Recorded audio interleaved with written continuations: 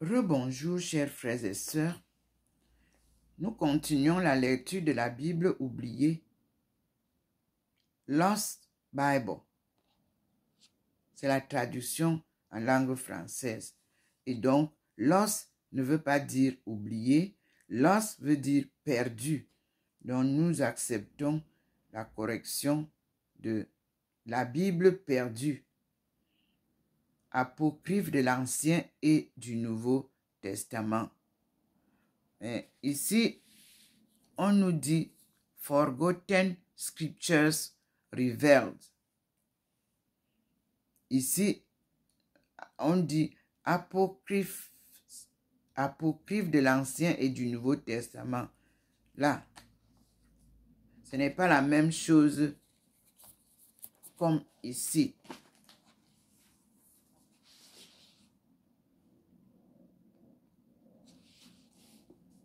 Mais c'est dit que c'est la traduction en français. On va donc lire. Ce qui m'a été révélé hier, c'est d'abord le testament de Jacob pour confronter avec le testament de Abraham. Et je lis. De nombreux écrits non canoniques s'intéressent à Jacob, l'ancêtre des 12 tribus. On a ajouté d'Israël. On enlève. On dit seulement, de nombreux écrits non canoniques s'intéressent à Jacob, l'ancêtre des 12 tribus. Le testament de Jacob est, parmi ces textes, l'un des plus intéressants. Ses liens avec le testament d'Isaac, voire page 80, sont forts et les deux textes sont lus dans l'église copte lors de la fête des 3 patriarches. Le texte débute par l'annonce à Jacob de sa mort imminente, annonce faite par l'archange Michel. Mais avant de mourir, Jacob est élevé au ciel où il assiste au supplice infligé aux damnés et où il rencontre ensuite Abraham et Isaac dans un lieu baigné de lumière.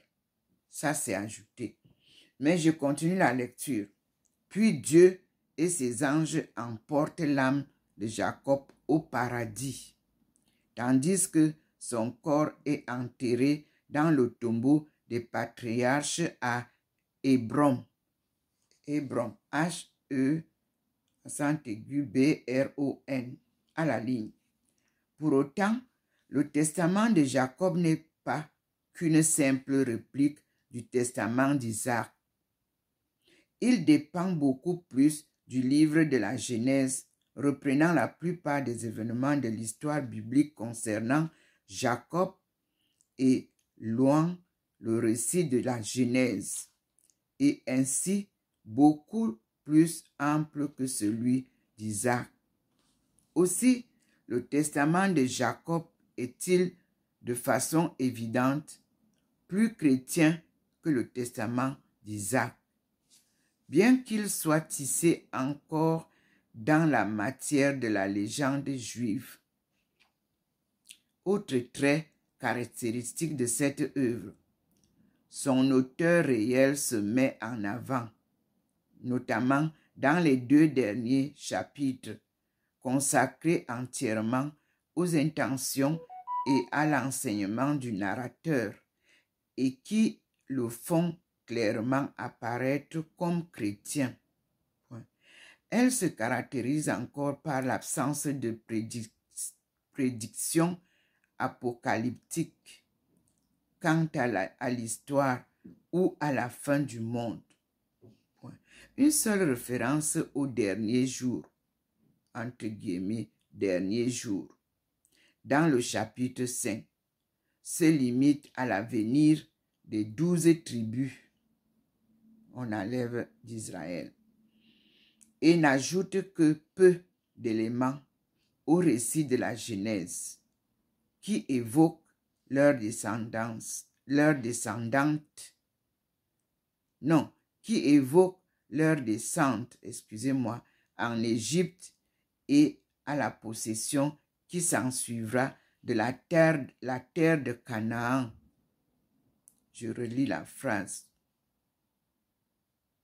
Elle se caractérise encore par l'absence de prédiction apocalyptique quant à l'histoire ou à la fin du monde. Une seule référence au dernier jour, entre guillemets, dans le chapitre 5 se limite à l'avenir des 12 tribus et n'ajoute que peu d'éléments au récit de la Genèse qui évoque leur descente en Égypte et la possession qui s'ensuivra de la terre de Canaan. L'objectif réel de l'œuvre est d'exposer les exigences religieuses, liturgiques et morales pour mener une vie convenable à ce moment-là. Nous allons lire le Excursus, l'échelle de Jacob. Fortement intéressés par les anges et par le royaume des cieux, les auteurs des textes non canoniques ne pouvaient que se sentir attirés par l'épisode biblique au cours duquel Jacob rêve d'une échelle ou d'un escabeau conduisant au ciel, échelle sur laquelle les anges montent et descendent. Confère Genèse chapitre 28, versets 11 à 22. Fermez la parenthèse. Dans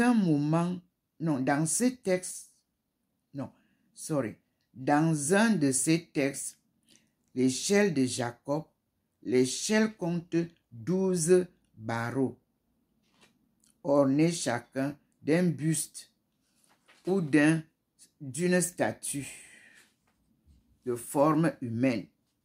Jacob implore Dieu de lui donner la clé de sa vision mystérieuse. En réponse, il reçoit la visite de l'ange Sariel. Cela rappelle le chapitre 7 du livre de Daniel qui a pu servir de modèle à l'auteur. À la manière habituelle des textes apocalyptiques, l'ange prophétise sur le destin des descendants de Jacob et sur leur triomphe à la fin des temps, quand le chef des puissances du mal, qui porte ici le nom particulier de Falcon, Falkon, sera définitivement détruit. Le dernier chapitre, qui prédit la naissance et la crucifixion de Jésus, apparaît comme une œuvre en soi indépendante à l'origine. Nous avons maintenant extrait du Testament de Jacob, chapitre 2. Titre: le Testament de Jacob. Date originale de composition: 2e siècle, ère chrétienne. Langue originale, grec, c'est une question qu'on pose. Provenance, Égypte, c'est aussi une question. Plus ancien manuscrit existant, 9e siècle, ère chrétienne, entre parenthèses, copte. Lisons donc et écoutons. L'ange dit à Jacob, : C'était dans un crochet, ouvrez les guillemets, ... dans le crochet, et nous commençons la lecture. Heureuse est toute race qui rivalisera dans ta pureté. Je reprends. L'ange dit à Jacob: heureuse est toute race qui rivalisera dans ta pureté, ta vertu ta justice et tes bonnes œuvres. Heureux est l'homme qui fera votre mémoire lors de votre fête glorieuse. Heureux est celui qui fera quelque bien en votre nom, donnera un verre d'eau à quelqu'un, fera une offrande de parfaite fera une offrande parfaite en votre sanctuaire ou en tout autre en votre nom, ou bien recevra l'étranger ou visitera les malades, ou bien consolera l'orphelin, ou revêtira celui qui est nu en votre nom, il ne manquera d'aucun bien dans le monde ni dans les siècles futurs de la vie éternelle. Mais de plus, celui qui écrira votre vie par son propre travail, ou l'écrira de ses mains, ou la lira avec attention, celui qui l'écoutera avec foi, avec confiance, et celui qui rivalisera avec vos actions, à ceux-là, rémission leur sera faite de toutes leurs fautes. Ils vous seront accordés dans le royaume des cieux.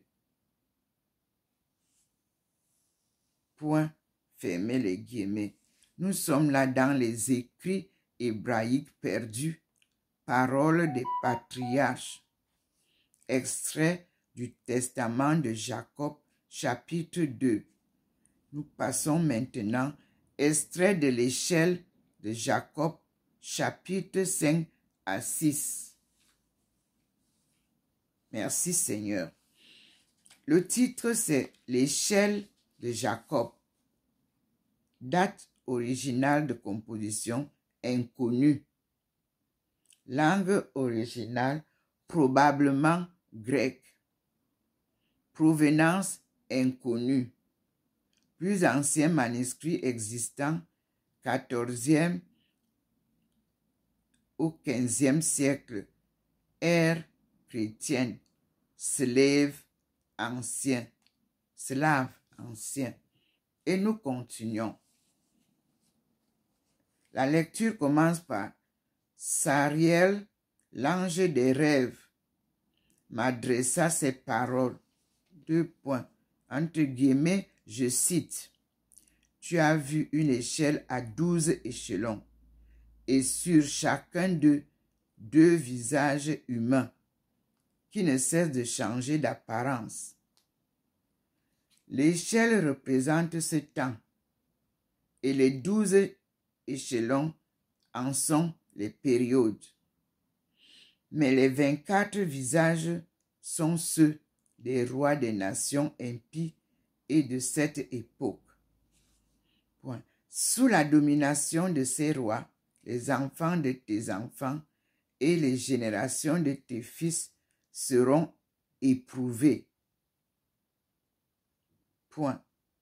Et entre guillemets, 3 points. Sache, Jacob, que ta descendance sera exilée dans un pays inconnu, qu'elle subira l'affliction de l'esclavage et qu'on lui infligera des plaies jour après jour. Mais le Seigneur jugera les gens pour qui ils travaillent comme esclaves. Ouvrez les crochets, 3 points, fermez les crochets. Car les anges et les archanges lanceront devant eux leur éclair foudroyant pour le salut de ta tribu. Entre crochets, 3 points. Il y aura tremblement de terre et force destruction. Et le Seigneur déversera son courroux sur Léviathan, le dragon des mers.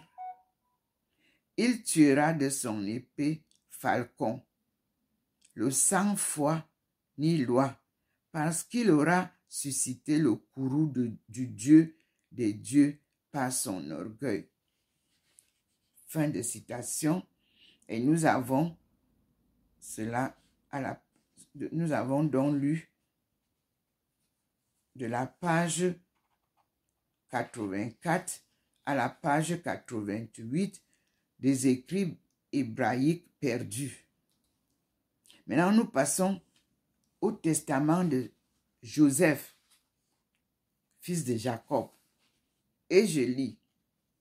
Comme figure exemplaire, Joseph occupe une place prééminente à travers l'ensemble des testaments des 12 patriarches. Mais c'est dans le testament qui porte son nom qu'il est le plus présent. Le titre inclut aussi les mots de la chasteté, entre guillemets, et la peinture qui est donnée de Joseph en modèle de la pureté sexuelle apparaît comme le thème central de cette œuvre. La seconde moitié du texte fait surtout de Joseph un témoin de l'importance de l'amour fraternel et un soutien pour l'harmonie familiale. La structure du texte est essentiellement narrative et, bien que le lecteur soit invité à imiter Joseph sous ces deux aspects, ne comporte que peu d'enseignements éthiques, contrairement aux 11 autres testaments. Je continue la lecture. Le testament de Joseph s'inscrit dans un ensemble d'écrits appelés Testament des 12 patriarches. Ces 12 textes sont la preuve la plus marquante de la popularité du genre testament, entre guillemets, parmi les auteurs non canoniques. Il s'inspire du récit biblique Genèse chapitre 49, qui rapporte les derniers mots de Jacob à ses enfants, entre parenthèses Ruben, Siméon, Lévi, Judas, Zaboulon, Issachar ou Issachar, Dan, Gath, Asher, Nephtali, Joseph et Benjamin, fermez la parenthèse, et témoigne combien il a paru évident que les fils de Jacob, en tant qu'ancêtres des 12 tribus, ne pouvaient qu'avoir à leur tour transmis un testament à leurs propres descendants. L'ensemble de ces textes est construit sur le même modèle et il est généralement admis qu'il serait l'œuvre d'un auteur unique qui aurait emprunté des matériaux préexistants. Pratiquement tous ces testaments comportent un développement éthique axé sur telle ou telle vertu à mettre en pratique ou, au contraire, sur tel ou tel vice à combattre. Ils mettent en avant la lutte dans le monde entre l'esprit de vérité et l'esprit du mal et le choix qui en résulte pour l'humanité entre une vie dirigée par les anges divins et une vie à donner aux puissances du mal nommées Béliar ou Satan. Le choix juste doit être fait en respectant la loi divine et en observant les commandements du Très-Haut. Point à la ligne. Les testaments des 12 patriarches laissent transparaître des liens particulièrement étroits avec le livre des Jubilés, voire page 43. Certains passages apparaissent comme indubitablement chrétiens, mais la question de savoir s'il s'agit d'interpolation dans un texte juif pour le rendre acceptable par l'Église dans laquelle il était connu et lu au début du IVe siècle ou bien d'un texte dont l'auteur serait chrétien reste débattu. Il ne faut pas oublier que la délimitation entre juifs, entre guillemets, et chrétien, entre guillemets, virgule, dans les premiers siècles de l'ère courante, ou l'ère chrétienne, je me trompais tout à l'heure, c'est l'ère courante, reste parfois difficile à placer et que la notion de judéo-christianisme, entre guillemets, judéo-christianisme, a gardé de sa pertinence pendant longtemps. Nous continuons la lecture des paroles des patriarches, selon les écrits hébraïques perdus. Page 91. Le premier chapitre du testament de Joseph est fait d'un poème dans lequel Joseph rend grâce à Dieu pour les nombreuses occasions où il a échappé au danger au cours de sa vie. Sa forme correspond au modèle biblique donné par les psaumes individuels d'action de grâce. Il se caractérise principalement par une liste de 10 délivrances du danger. Je reprends. Il se caractérise principalement par une liste de 10 délivrances du danger, bien que d'autres soient aussi mentionnés.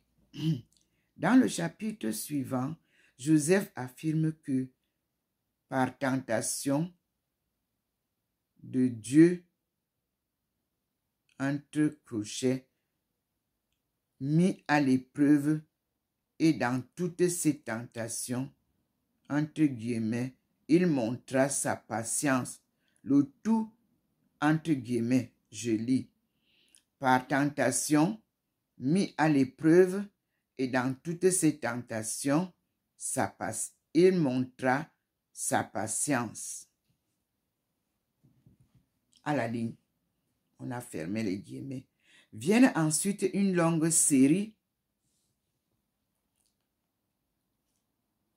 d'épisodes qui donnent des détails sur l'histoire des relations entre Joseph et la femme de Potiphar, virgule, et développe le récit de Genèse chapitre 39, versets 6 à 23, dans lequel sont soulignés l'intérêt de Dieu pour Joseph et le soutien qu'il lui accorde. Point. La femme de Potiphar, appelée dans ce texte la femme égyptienne, entre guillemets, emploie une série de ruses pour obtenir ses faveurs.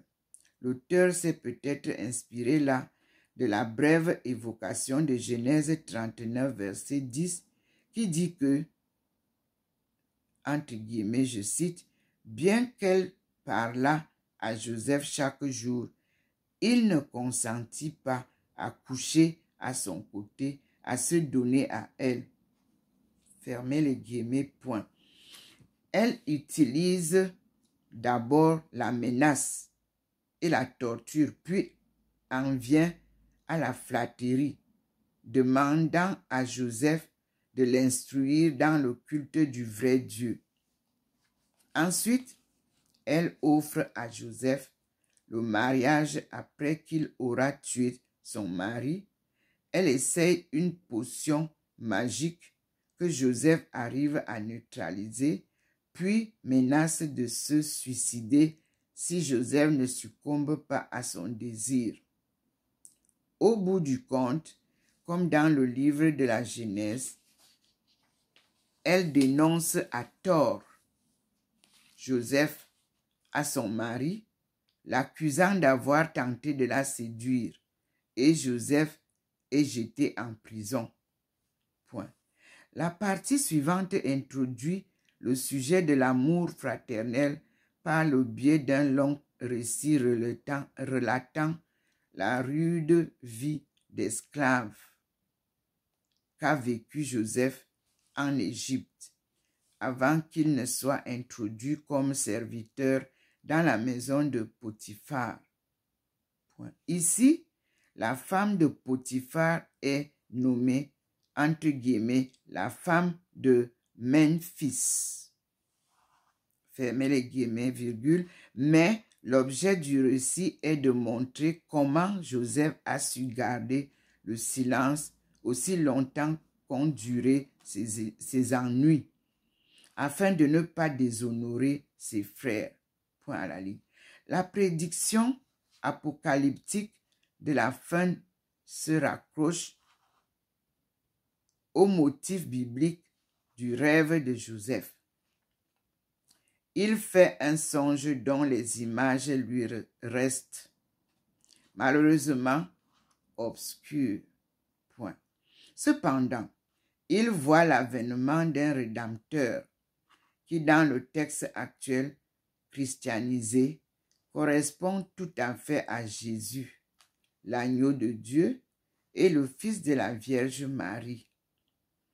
Il est censé descendre de Lévi et Juda et inaugurera un royaume éternel qui supplantera celui de Joseph.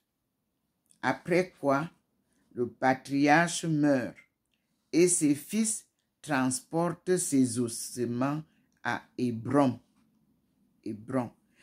Maintenant, nous avons extrait du testament de Joseph, chapitre 1er, et je lis.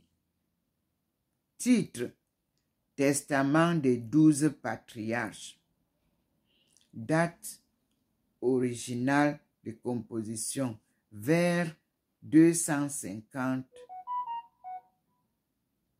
avant ère courante, que je disais ère chrétienne. Vous ferez le changement. C'est quand vous voyez E.C, c'est ère courante, vers 150 ère courante, mais on pose une question parce qu'on n'est pas sûr des dates. Maintenant, langue originale sémitique, c'est la question qu'on pose. Provenance Palestine, c'est toujours une question. Plus anciens manuscrits existent au Xe siècle, ère courante, en grec. Parole des patriarches. Mes enfants, et vous, mes frères, écoutez Joseph, le bien-aimé de Jacob, enlevé Israël. Mes enfants, et vous, mes frères, écoutez Joseph, le bien-aimé de Jacob. Prêtez l'oreille aux paroles de ma bouche.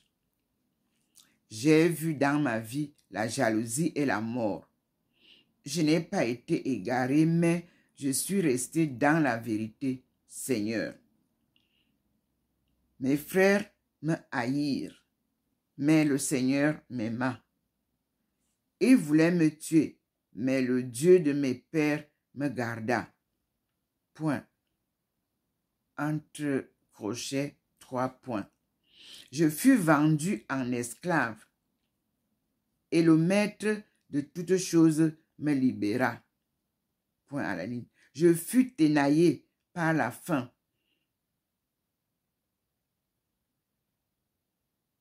Non, je fus amené en captivité, et sa forte main me secourut.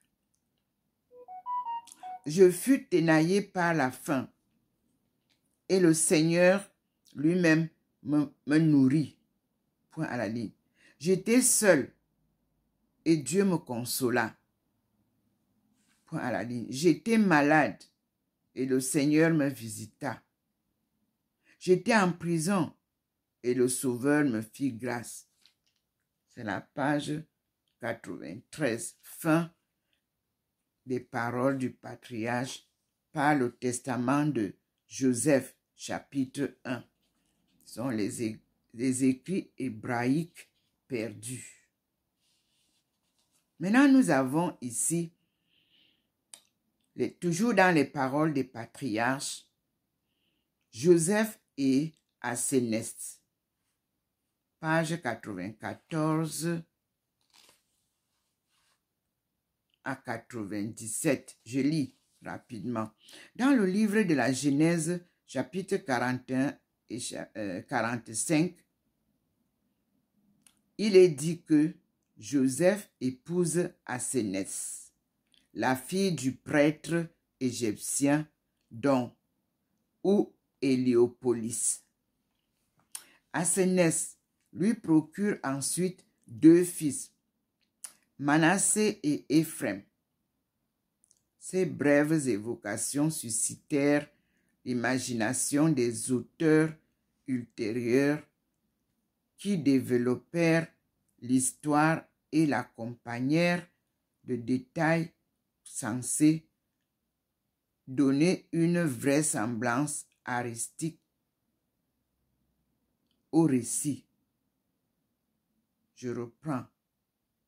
Ces brèves évocations suscitèrent l'imagination des auteurs ultérieurs qui développèrent l'histoire et l'accompagnèrent des détails censés donner une vraisemblance artistique au récit. L'exemple le plus complet et le plus influent de ces écrits est l'œuvre appelée Joseph et Asénès. Et je lis. Le livre se partage en 2 sections distinctes.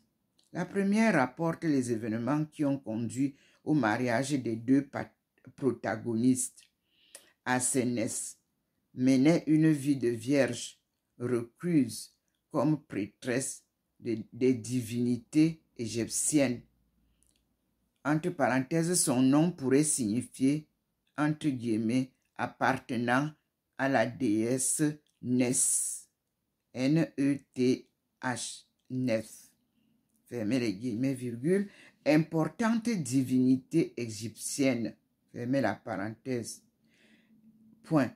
Elle avait refusé de nombreux prétendants, parmi lesquels le fils aîné de Pharaon, quand son père lui annonça qu'il s'apprêtait à la marier à Joseph. Asénès refusa au motif que Joseph était étranger, fugitif, ancien esclave et convaincu d'adultère. Cependant, quand elle vit Joseph en personne, elle tomba amoureuse de lui, pensant être rejetée à son tour puisqu'il ne pourrait envisager un mariage avec une païenne. À la ligne, permettez-moi de boire un peu d'eau, s'il vous plaît.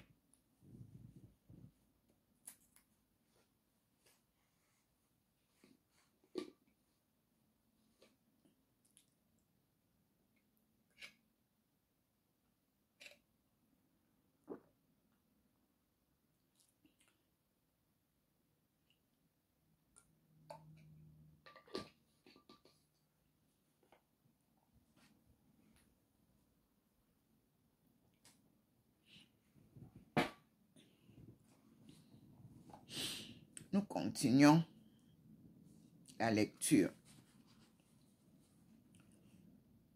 Nous avons dit que cependant, quand elle vit Joseph en présence, elle tomba amoureuse de lui, pensant être rejetée à son tour puisqu'il ne pourrait envisager un mariage avec une païenne. À la ligne, point à la ligne. Selon l'auteur, le mariage qui advint entre Joseph et Asénès se justifiait par le fait qu'Asénès renonçait à l'idolâtrie et se convertissait au culte du seul vrai Dieu. Le texte attache une attention toute particulière à l'histoire de cette conversion. Lorsque Joseph et Asénès se rencontrent pour la première fois, Joseph prie Dieu de le déclencher.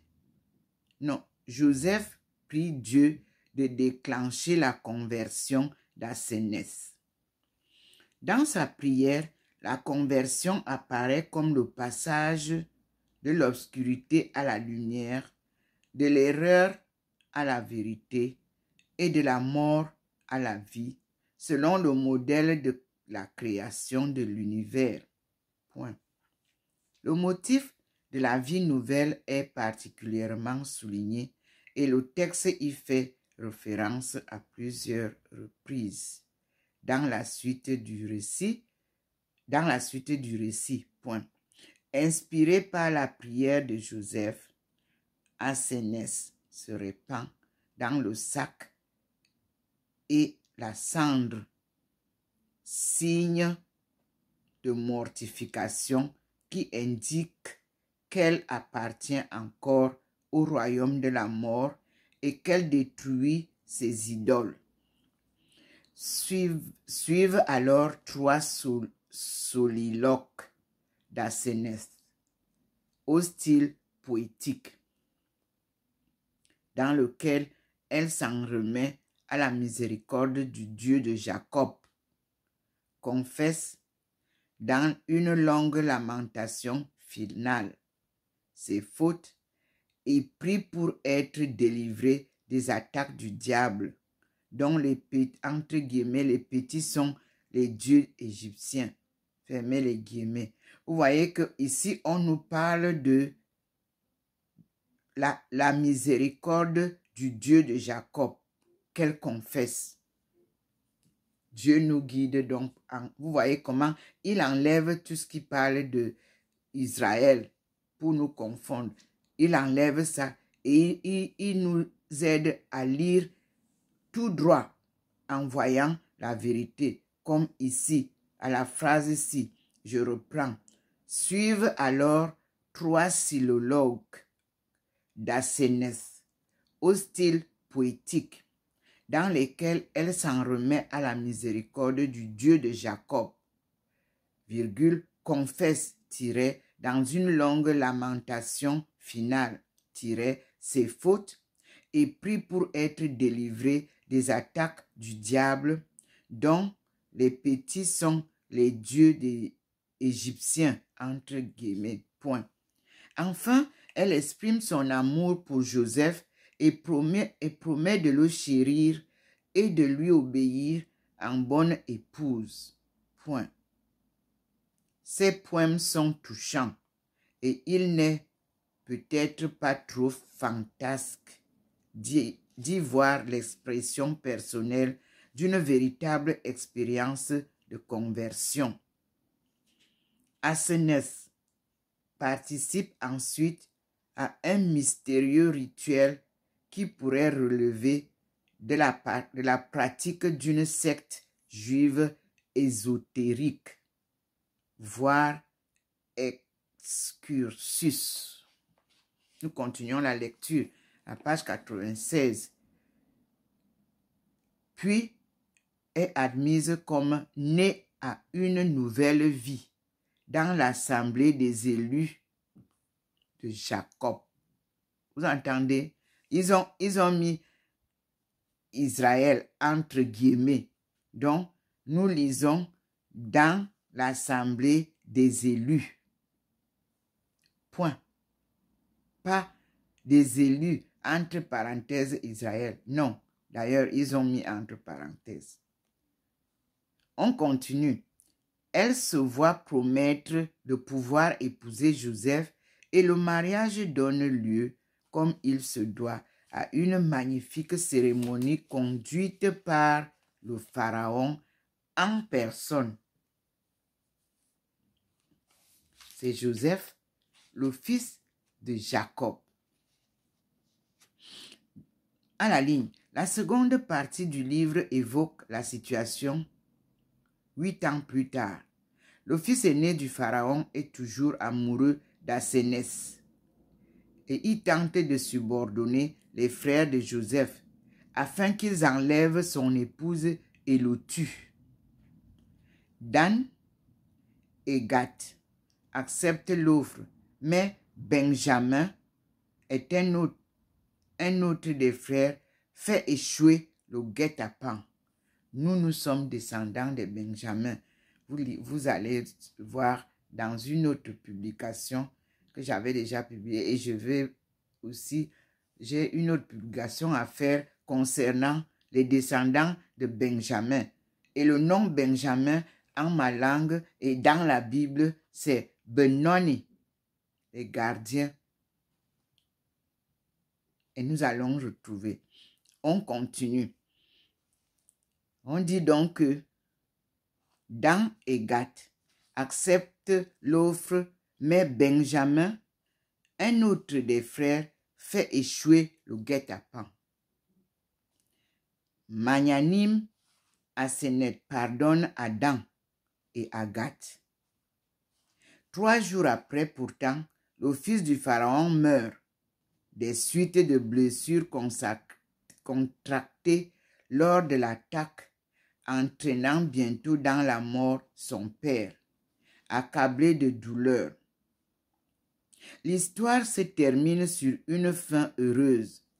Joseph devient roi à la place du pharaon. Dieu est un maître divin, suprême, un maître de vérité. Regardez comment il nous conduit. Il nous révèle les écrits qui nous ramènent à la vérité, à sa vérité. On continue. Le récit s'attache à comprendre comment Joseph, héros idéal, a pu épouser une étrangère, fille d'un prêtre païen, qui plus est. La conversion d'Assénès fournit la réponse et il semble que l'auteur se fasse ainsi le défenseur des gentils qui se convertissent au judaïsme, dont le nombre était important à son époque contre ses contemporains plus stricts. Assénès devient le modèle de tous les prosélytes qui suivront.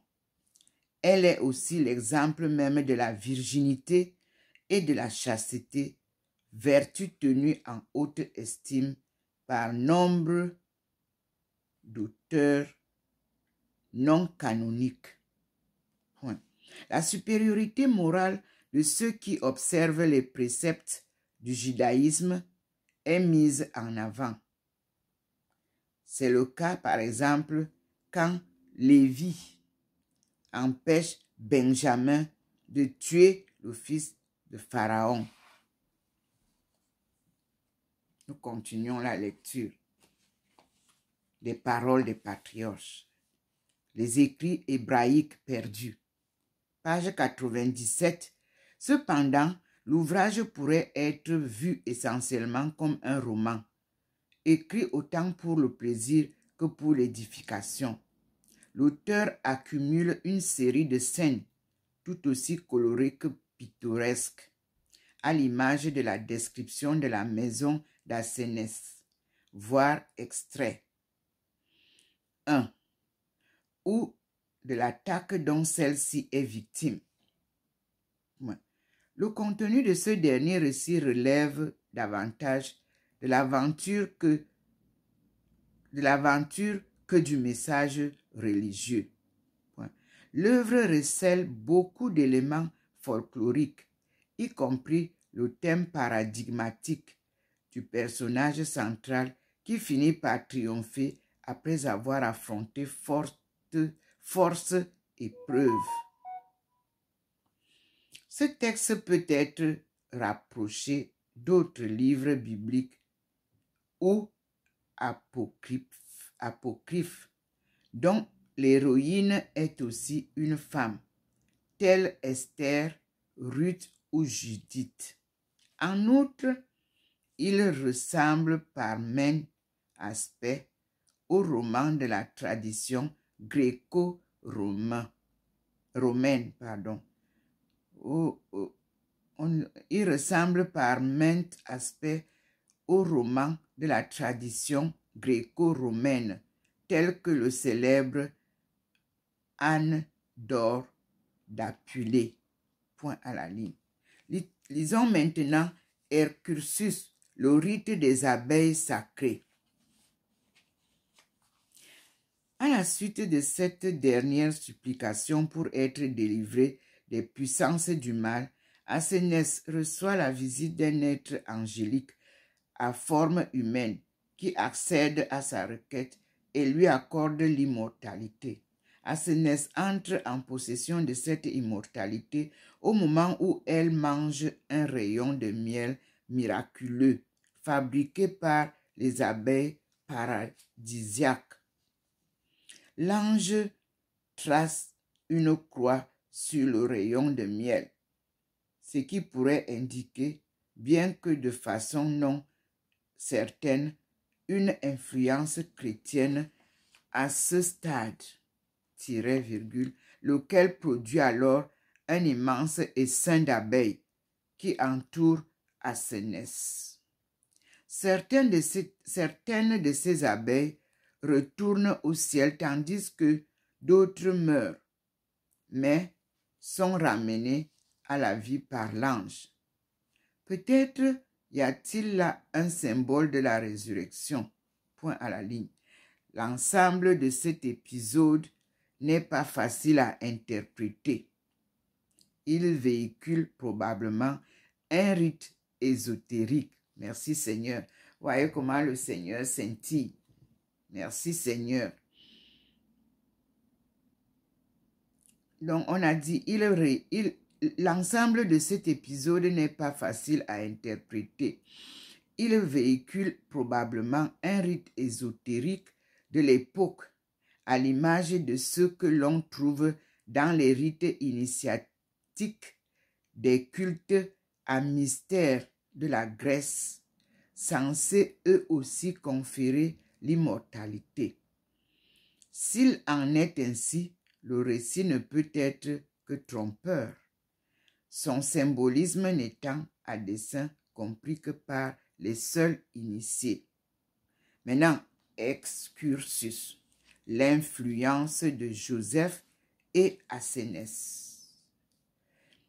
Parmi l'ensemble des écrits non canoniques, Joseph et Assénès est devenu un des plus populaires et des plus lus. Complète négligé par le judaïsme, il fut repris par le christianisme. Il a renoncé un large écho dans les premiers cycles de l'ère chrétienne, tant en Occident qu'en Orient, et tout particulièrement en Arménie et en Éthiopie. En Europe, il a dû sa popularité pour une grande part à Vincent de Beauvais, vers l'an 1190 à 1264, qui en donna une version résumée dans son Speculum Majus, ou miroir de l'histoire. Fermez la parenthèse, virgule. Une immense compilation de l'histoire mondiale. Cette version abrégée a été largement copiée puis publiée séparément.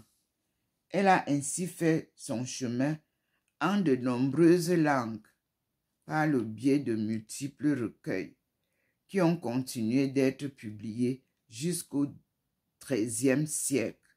La figure de la belle et pieuse Assénès ne pouvait qu'attirer l'attention des artistes et on ne compte plus ses représentations dans les manuscrits, bibliques ou non, du Moyen Âge. Et nous passons maintenant à l'extrait de Joseph et Assénès, chapitres 1 et 2. Et nous lisons. Titre: Joseph et Assénès ou Asénèphe. Date originale de composition vers l'an 150 avant l'ère courante et vers 150 avant l'ère courante. Langue originale, grec. Provenance, Égypte. Plus ancien manuscrit existant, 6e siècle, ère courante entre parenthèses, syriaque. Fermez la parenthèse et je lis. Pentéphrès, le prêtre d'Héliopolis.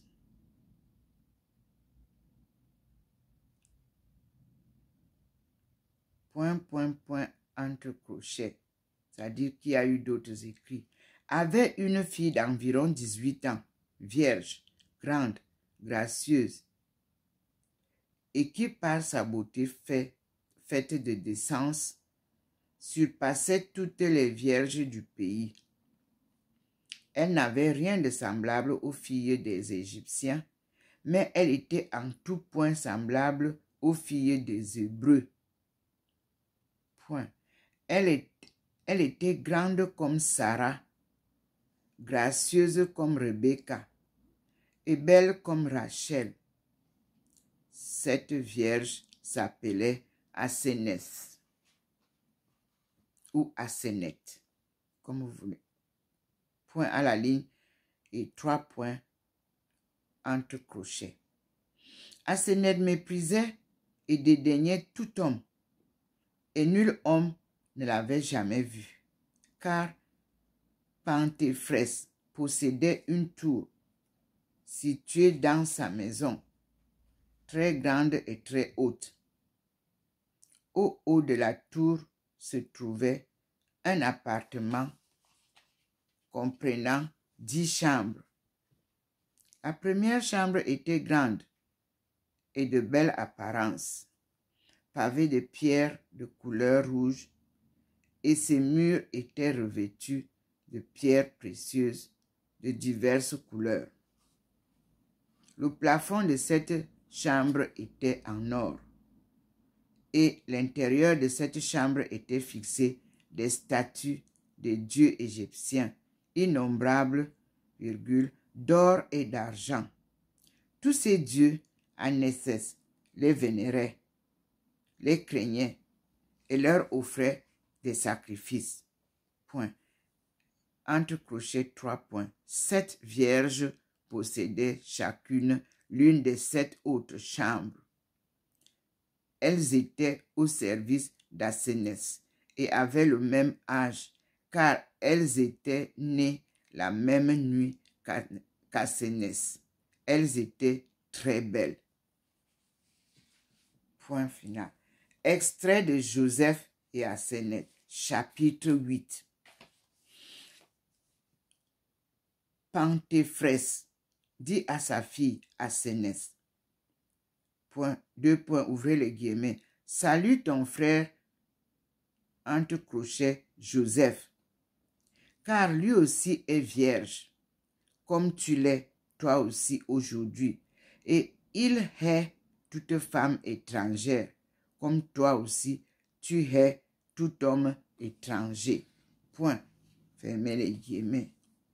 3 points, ouvrez les crochets et fermez.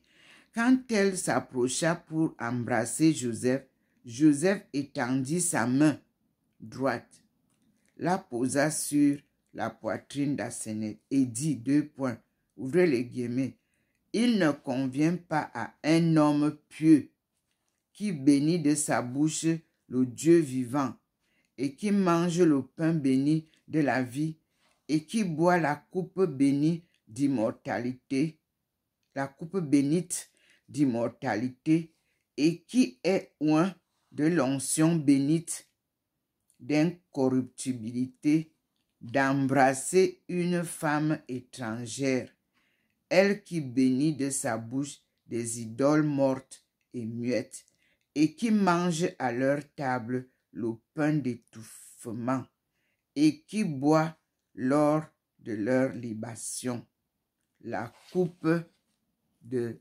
traîtrise, et qui est ointe de l'onction de perdition.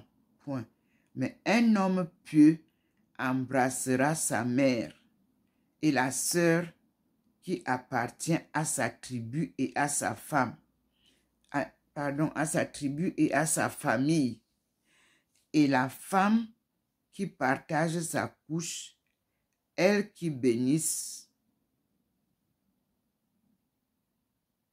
de leur bouche le Dieu vivant. Point, fermez les guillemets. Ouvrez les crochets, 3 points, fermez les crochets. Quand Asénis entendit les paroles de Joseph, elle fut très affligée. Je vous relis les paroles de Joseph.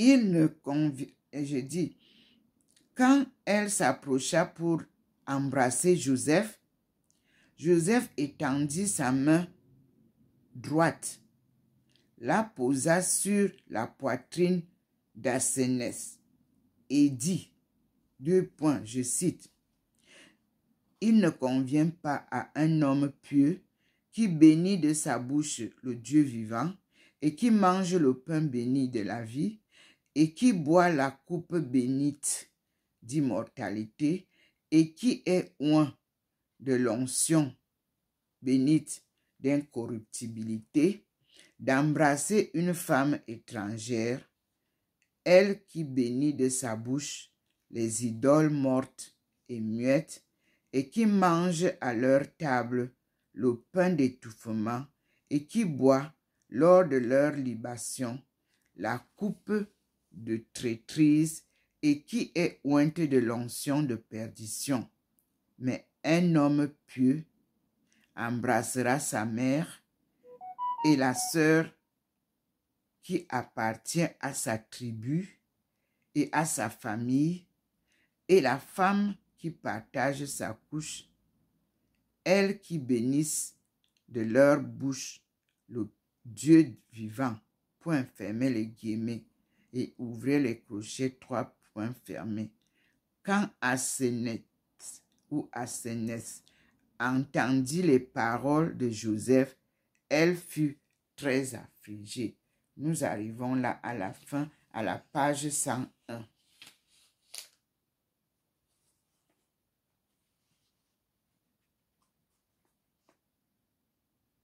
Maintenant, nous avons le testament de Moïse. Bien, nous sommes toujours dans les paroles des patriarches. Bien que les références à Moïse soient nombreuses dans les écrits non canoniques, cette œuvre est la seule dans laquelle il apparaît en tant que sujet de cette forme littéraire répandue qu'était le testament et, par suite, comme révélateur de prévisions apocalyptiques concernant l'histoire à venir et la fin des temps. Moïse, en ma langue, c'est Mose. En anglais, Moses. Nous continuons la lecture du testament de Moïse.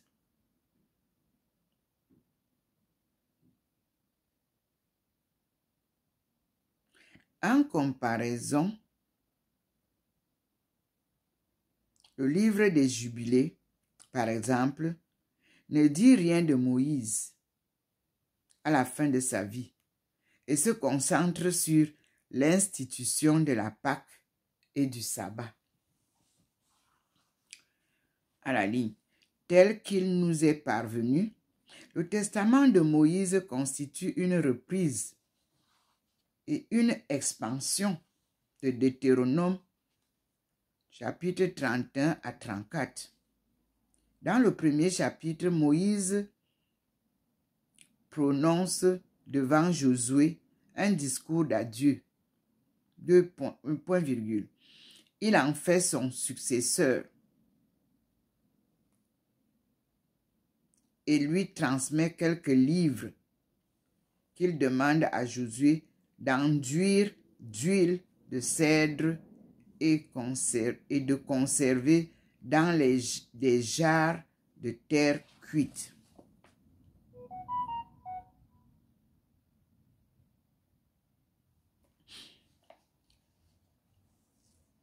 L'idée selon laquelle des textes sacrés devaient être scellés jusqu'au moment où il pourrait être révélé est courante, je reprends. L'idée selon laquelle des textes sacrés devaient être scellés jusqu'au moment où ils pourraient être révélés est courante dans le judaïsme. Entre parenthèses, à commencer par Daniel, chapitre 12, verset 4. Quant à la conservation des documents dans des jarres, c'était une pratique bien concrète, comme l'attestent les découvertes des rouleaux de la mer Rouge. Moïse se décrit lui-même comme celui qui a été, entre guillemets, dès le commencement du monde, préparé pour être le médiateur de son alliance. Fermez les guillemets, point. Après quoi, nous retrouvons le procédé habituel de l'apocalyptique qui reprend des événements passés pour les présenter sous forme de prédictions. En l'occurrence, il s'agit d'une relation de l'histoire biblique jusqu'à la chute de Jérusalem en 586 avant l'ère courante et le retour de l'exil de Babylonie sous une forme qui rappelle Deutéronome 33. À la ligne, l'auteur revient ensuite à sa propre époque, dans laquelle il vit une répétition du destin historique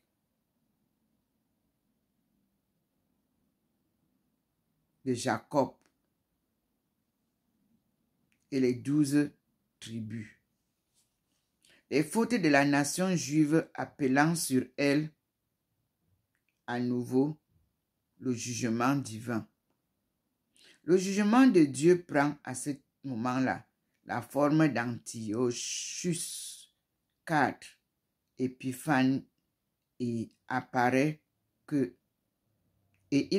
que l'auteur a dû entreprendre d'écrire peu après le début de la persécution des Juifs par le roi en 167 avant l'ère courante. Voir page 46. On va voir page 146.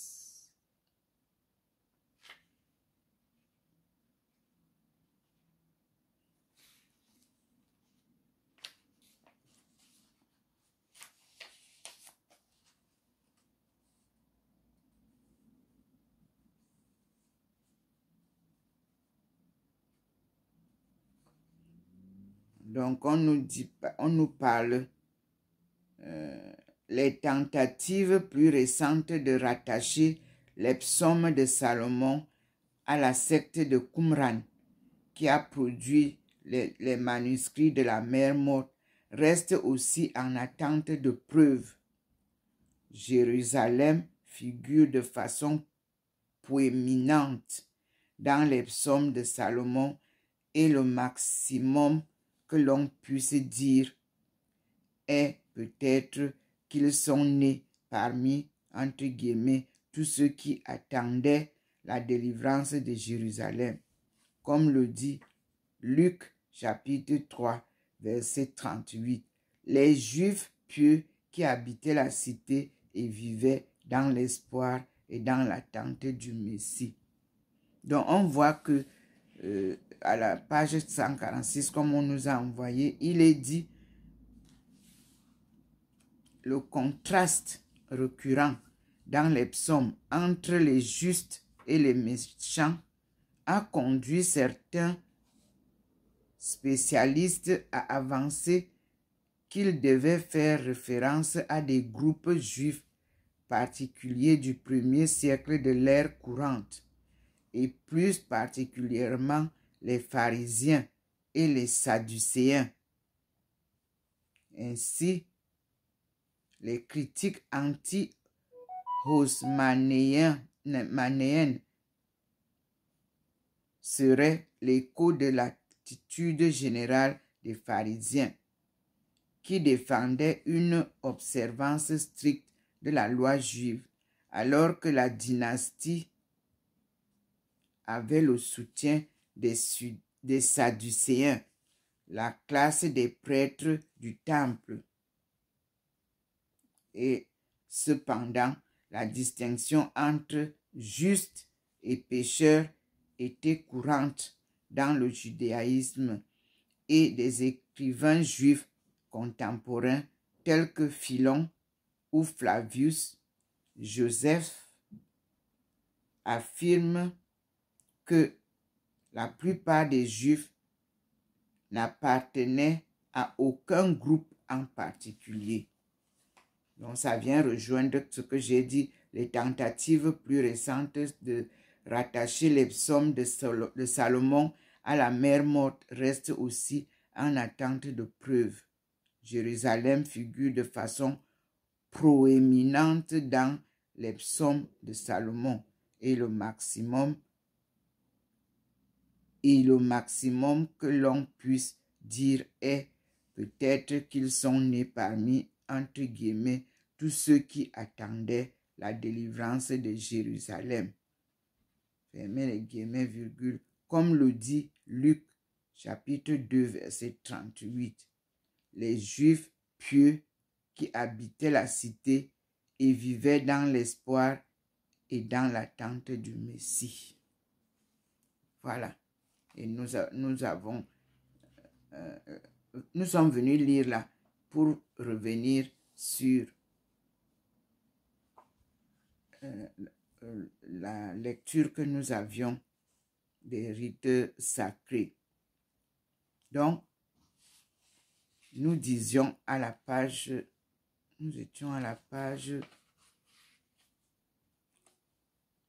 du testament de Moïse, qui nous a renvoyé à la page 6, en l'ère 167 avant l'ère courante. Nous continuons la lecture. Les détails de la persécution reprennent des éléments du livre de Daniel et surtout des apocryphes vétérotestamentaires 1 et 2 Maccabées. Le récit trouve son apogée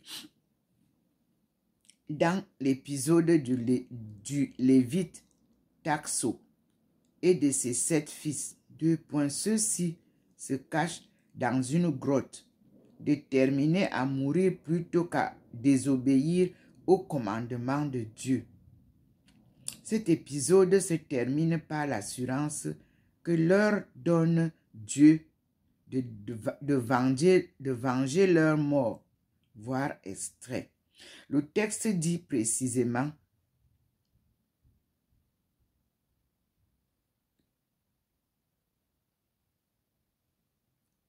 je reprends. Le texte dit précisément que Jacob sera élevé au ciel, tandis que la terre sera livrée à la punition de ses ennemis.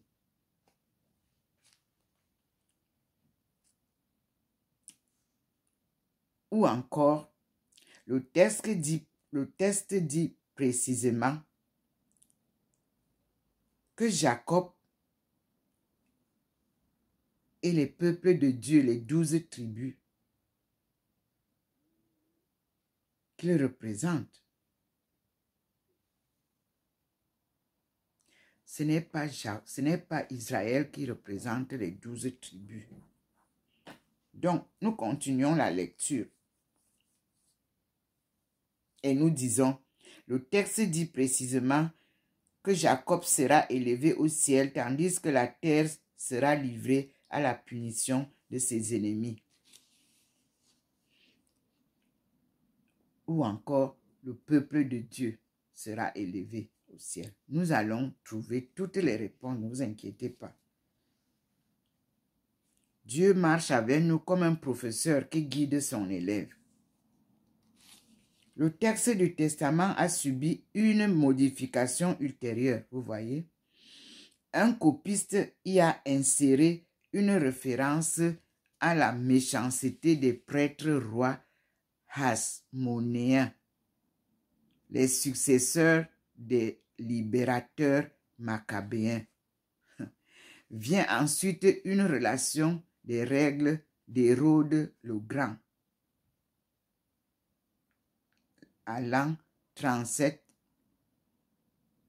4 avant l'ère courante, fermez la parenthèse, et de ses fils. Point. L'auteur y affirme que les règnes des fils seraient plus brefs que celui d'Hérode. On peut en déduire que la révision du texte date d'avant l'an 30 de l'ère courante, puisque 2 des fils ont régné après cette date, dépassant les 34 ans de règne de leur père. Un autre épisode est clairement identifiable. 2 points. Il s'agit de l'écrasement de la révolte juive par les Romains après la mort d'Hérode en l'an 4 avant l'ère courante. Comme dans le texte original, ces derniers événements sont perçus comme annonçant la fin des temps.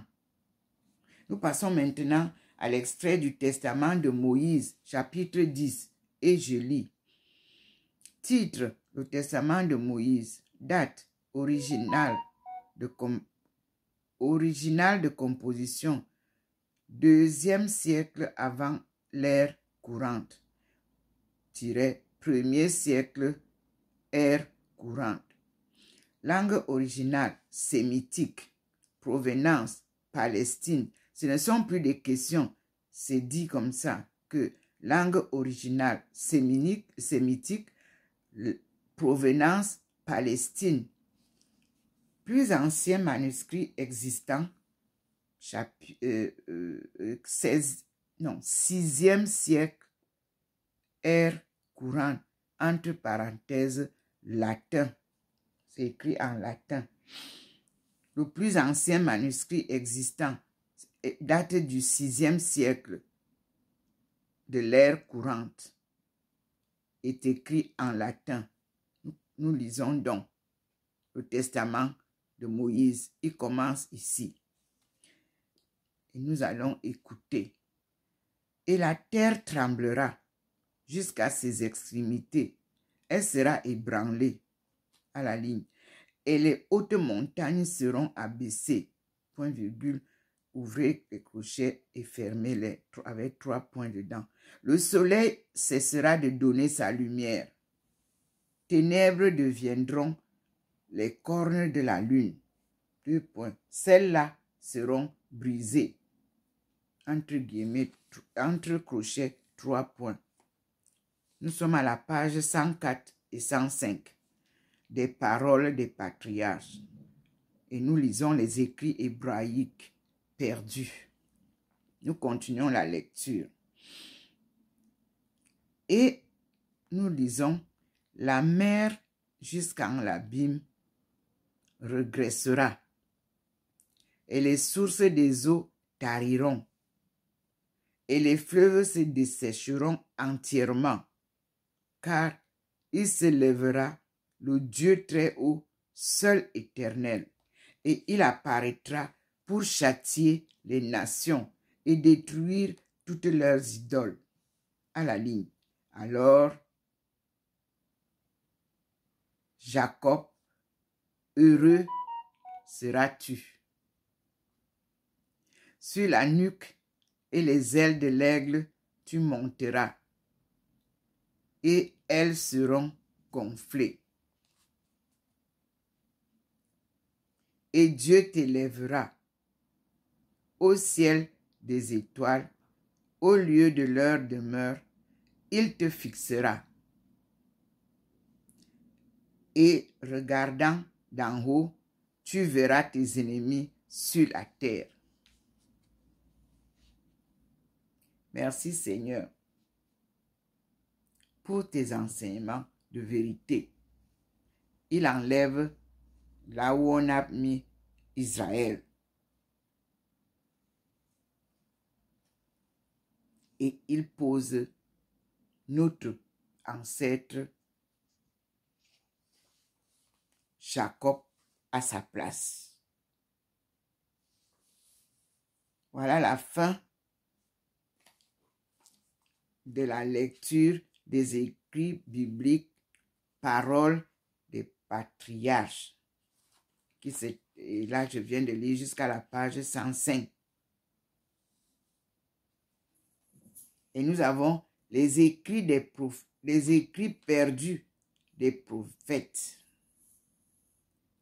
Ici, nous fermons d'abord la page là pour ouvrir une autre vidéo de l'enseignement divin de ce jour 4 mai 2024. Devant la lumière du Seigneur, je vous invite à aller regarder la vidéo que je publierai là. Voyez, méditez, regardez, comparez les Écritures et amenons-nous vers la réconciliation avec Dieu dans la vérité de ces paroles données à Jésus, la bonne nouvelle que nous avons appelée les évangiles de Jésus ou l'évangile de Jésus. C'est la bonne nouvelle. À tout à l'heure, mes frères et sœurs. Comme vous le savez, je suis docteur Ndomo Melingi Thérèse, servante du Seigneur et son peuple choisi. Jacob et les 12 patriarches ou les 12 tribus dont Benjamin fait partie, à laquelle tribu je suis attaché, ou alors d'où je viens. C'est la source de notre tribu. Cela est écrit aussi dans la Bible. Nous allons le découvrir, comme le Seigneur me fait découvrir là. Dans Isaïe, je l'ai retrouvé. Dans Deutéronome, je l'ai retrouvé. Dans le livre des rois, je l'ai retrouvé. Nous allons découvrir ensemble, mes frères et sœurs. C'est magnifique. Dieu est vérité. À tout à l'heure, mes frères et sœurs.